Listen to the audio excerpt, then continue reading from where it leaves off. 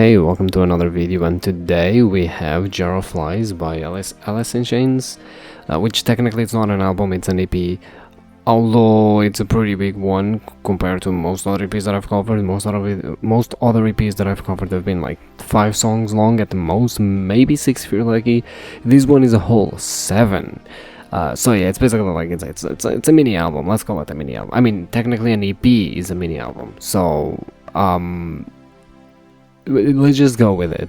But yeah, essentially Alice in Chains, a very well-known band, and one that I've heard a song or two from, although again, like, not my favorite thing in the world. So yeah, I'm starting with Jar of Flies, although they do have other albums that are probably more well known, and from this EP I have not heard anything, so I kind of was going in a little bit blind, even though I kind of knew what sound Alice in Chains I mean, it's basically grunge, right? They're a grunge band. That's kind of like the genre that they play.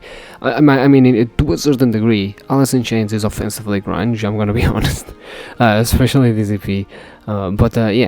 Funnily enough, some of the because it's grunge or whatever, but one of the things that I was actually, especially when I got to the second song, that I've kind of realized was that a lot of the guitar, especially the guitar solo, really reminded me of Steve Vai. Like, usually Steve Vai is sort of this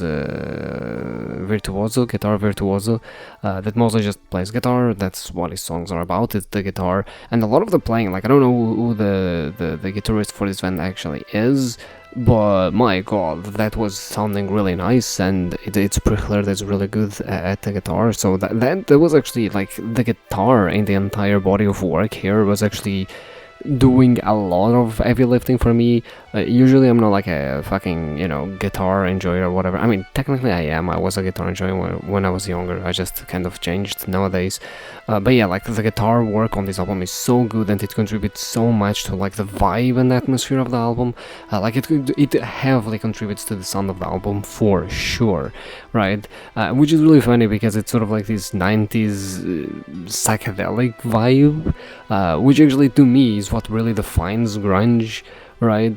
It's just present everywhere. It's present in like the singing, where it's like it's not distorted because you don't do anything with the voice. It's more like the type of singing is very, like, psychedelic, as well as the instruments. Like, we hear a lot of, like, different sound. I mean, the guitars do have distortion, the voice does not, but you hear all of these weird, like, sounds, especially these high-pitched sounds all the time. This sort of the distorted sounds, which honestly makes up for very, very interesting, very nice sounds. So I'm a fan.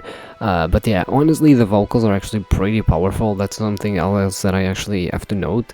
They're very unique, obviously, because it's kind of like grunge and whatnot. But even without being grunge, like, I think the voice is very unique, right? It's the grunge style done perfectly, but at the same time, it's like very unique. It's a type of voice that perfectly fits a genre, but it's so recognizable. You know what I mean? Like, you hear this voice and you go, "Yep, that's from, like, that singer," which I think I forget the name of the singer, yeah. So it's like you hear this singer singing any song and you go, "Oh yeah, this is the singer from Alice in Chains." Like, that's the uniqueness of the vocals, while also being like that perfect grunge style. I mean, in a way, that's why maybe I associate grunge to these vocals, is because I think these vocals are so powerful in this style that they became the style for me in a way, right? So yeah, something else that I actually found interesting is that, contrary to a lot of other grunge bands that also have a lot of, I guess, hard rock in them, this EP was actually very chill. Like, there weren't a lot of heavy songs or anything like that. Most of them were pretty, very toned down. A lot of them focus more on the interesting sounds, and I would say in creating an atmosphere rather than necessarily trying to be heavy or anything like that, right? Because a lot of them are just very, especially, for example, the first track, Rotten Apple, which is actually 7 minutes long. It focuses a lot on just this atmosphere, right? Again, like, it sort of reminds you of this sort of psychedelic type atmosphere that it's it's somewhat hostile, but it's also kind of friendly in a way.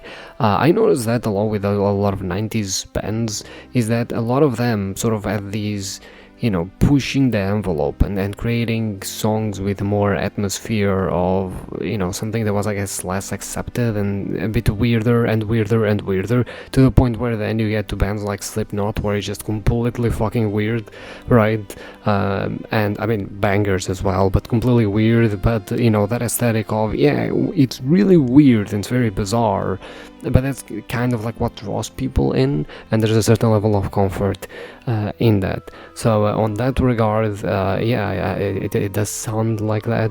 And yeah, something else that I've noticed is that in some songs, I actually thought there were two guitars going on. I was wrong. There's only one. Guitars here, at least from my understanding, I'm not a musician, but from my understanding, they only play the high pitched sounds. Anything that is a bit lower pitched, it's actually the bass, which I gotta say, it sounded fucking phenomenal. Like, that shit really helps like build that backbone of the atmosphere alongside the guitar. I will say that the drumming, while good, it wasn't as powerful. I find that drumming in grunge especially, it's not as powerful. I think it can either make or break an album, but it's not the thing that stands out in a grunge album, you know what I mean? The bass and guitar, though, they here just make the entire fucking album. Like, that's where the uniqueness happens, that's where a lot of the heavy lifting is made, that's where the atmosphere is created, right? That's where the vibe comes from, that little thing where it's like, it's a very good synergy between both, where the guitar mostly focuses on the interesting sounds and on the, I guess, weirdness that the song has to offer, while the bass grounds everything and makes it, catchier, I guess, makes it way more accessible and way more fun, I guess, to listen to. It's a very, very fucking good synergy, and honestly, in this album, fucking phenomenal. I really don't have much else to say other than I really fucking loved the bass on this album as well as the guitar. Like, they do so much fucking lifting, they create so much atmosphere in this album. Another thing that I've noticed is that, especially the two last songs, the Don't Follow and Swing on this, they sounded kind of like country to me, and upon closer inspection, a lot of the elements actually that to me sounded like country sounded like blues, which is, understandable, because ultimately country that kind of does have its roots on blues, at least from what I understand, or at least it takes a lot of elements from it, which is why grunge also takes a lot of elements from, I guess it takes more elements from blues than country necessarily, but still, right? And that's why I was kind of like having this sort of vibe throughout the entire album, that it's sort of like, you can hear blues in a lot of the other songs, although a lot of the, songs at the beginning of the album are more focused, maybe they're a bit heavier, I would say, than the last two, right? But they're very blues inspired, the last two, and I can see why the entire album sort of has this blue undertones to it, and I can understand why, honestly. If the roots of grunge are on blues, I think this album does use a lot of it very well. I think that for the most part, like, again, it completely caught me off guard, because the last two songs, because usually the grunge I'm used to is more like metal fused than, blues, right? Like, usually the grunge I'm used to, it's like songs are heavier, and you play more with the heaviness of the songs than necessarily, I guess, the funkiness of them, right? Or the rhythm or whatever. So I was a bit surprised that especially Don't Follow was very like acoustic and really reminded me of like country songs. But yeah, I guess now that I did a little bit of exploration on that, it does make sense that you do have these songs that sound kind of like country, because yeah, both grunge and country do have roots on blues. So I guess that's why the entire album ended up having those undertones. Leslie, and something that I wanna talk about is the fifth song in the album, Whale and Wasp, which is a 2.5 minute song. It's sort of a little, I'm not gonna call it an interlude, but sometimes bands use shorter songs that aren't necessarily interludes, but they're instrumental songs to break up the pace or monotony of an album, right? And honestly, that song is really good. I love anything that's like very atmospheric, very instrumental and everything, and this pretty much just, brings all of the elements from grunge and just makes full instrumental of it, and again, like the guitar in this song specifically creates such an amazing atmosphere, right? Which then, through the composition of grunge music, it really, really sends it on. Like when I was doing, I have like a little sheet with music that I put my stuff on, and then when I was doing some research about this EP on Google, people kept bringing up that this was like one of the best EPs ever and whatnot.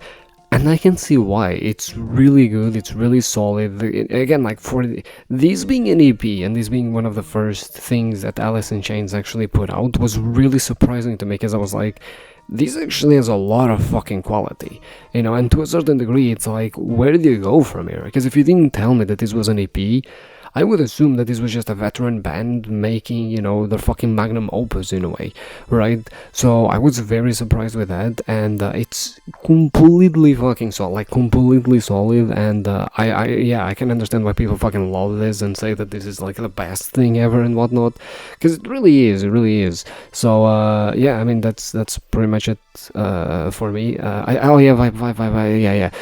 vibe meter was like telling, like a solid 8 out of 10, I think.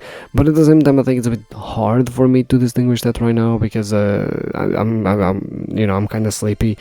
I'm gonna go on as like, you know what, I'm gonna be a bit more generous, because I know that I will regret giving these an 8 out of 10, because I already know. So I'm gonna go with a 9 out of 10, and I know that my vibe meter eventually will also agree with me. Or maybe tomorrow I'm gonna be like, actually, you know what, that fucking EP sucks, bro, what the fuck, right? Or like in a month from now I'm like, holy shit, did I really give that a 9 out of 10? But yeah, I'm gonna give it a 9 out of 10, and see you tomorrow.